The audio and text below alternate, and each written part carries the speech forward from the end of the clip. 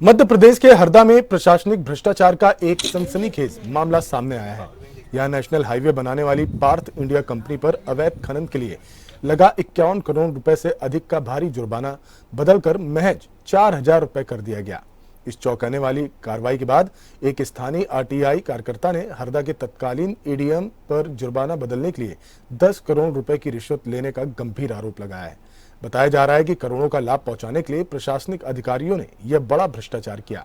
मामला उजागर होने पर बड़े अधिकारियों को बचाने के लिए केवल कार्यालय के एक बाबू को सस्पेंड कर खानापूर्ति कर दी गई। इस मामले की शिकायतें अब भोपाल से लेकर दिल्ली तक की गई हैं।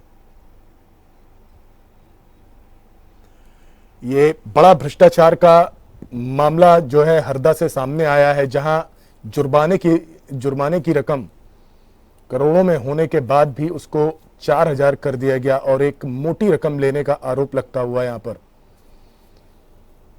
हरदा में 51 करोड़ का जुर्माना महज 4,000 रुपए में बदल दिया गया।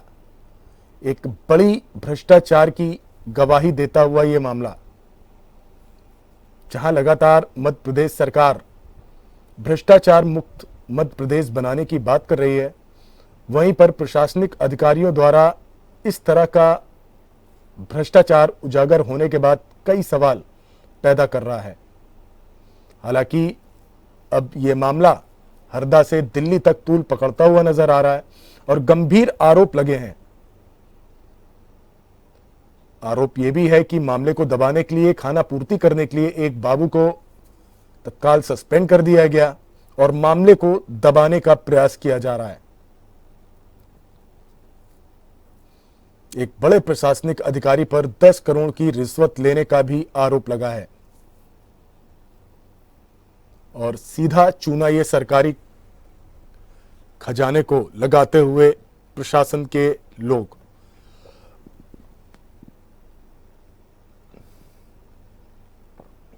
इक्यावन करोड़ के जुर्माने का ये मामला सामने आया है, जहां एक कंपनी पर जुर्माना लगा था, जिसके बाद महज 4,000 रुपए में जुर्माने को बदल दिया गया और आरोप यह भी लगा कि 10 करोड़ रुपए लेकर यह डील फाइनल की गई और सरकार के खजाने को एक बड़ी चपत लगाने का प्रयास किया गया।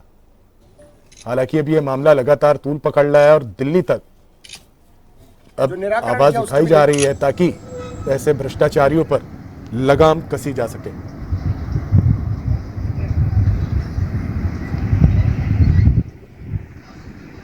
नमस्कार पत्रकार भाइयों, मैं हूं आनंद जाट और आज मैंने एक न्यूज़ निकाली है।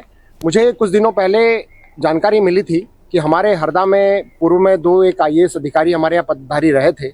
एक एडीएम साहब थे, नागार्जुन बी कोड़ा, बड़े सेलिब्रिटी टाइप के आईएएस है, और एक ऋषि गर्ग जी थे। इन दोनों ने 10 करोड़ रुपए की रिश्वत लेकर मध्य प्रदेश सरकार को 51 करोड़ 67 लाख रुपए का चूना लगाया, मतलब मध्य प्रदेश सरकार को घाटा दिया है। उसका प्रमाण यह है कि मैंने पूरी के पूरा एक केस निकाला है।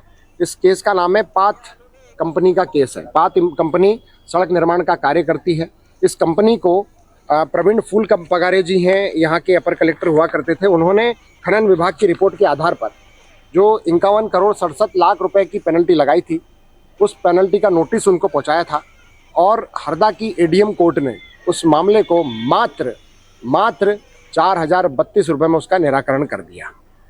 ये मामला यहीं पर समझ में आता है कि इतनी मोटी रकम को 4,032 रुपये में इन्होंने निराकरण कर दिया, मतलब कुछ तो गड़बड़ है।